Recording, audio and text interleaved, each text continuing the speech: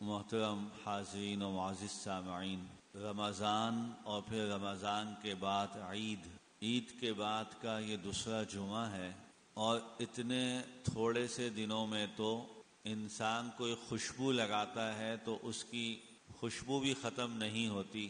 کوئی نئی شادی کرتا ہے تو اس کے کمرے میں سے بھی مہک نہیں جاتی۔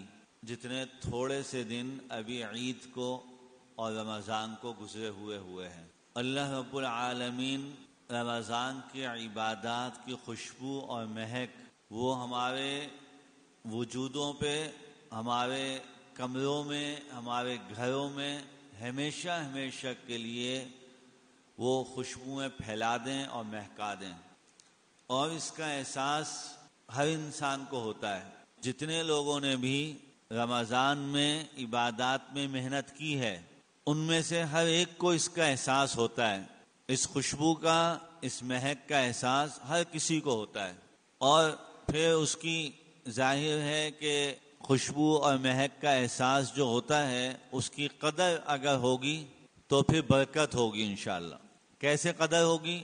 ذرا سی کوئی غلطی ہو گئی، ذرا سی کوئی کوتاہی ہو گئی، نماز میں ہو گئی، ذکر و اذکار میں ہو گئی، تلاوت میں ہو گئی، فوراً توبہ و استغفار اگر ہوتی رہے گی کہ یا اللہ ابھی تو رمضان گیا ہے، میں پھر غافل ہو رہا ہوں، مجھے بچا لے۔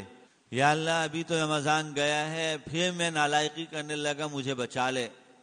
توجہ، فکر، توبہ، استغفار ہوتی رہے گی تو انشاءاللہ تعالی عبادات کی مہک، عبادات کی لذت، عبادات کی خوشبو وہ محسوس ہوتی رہے گی۔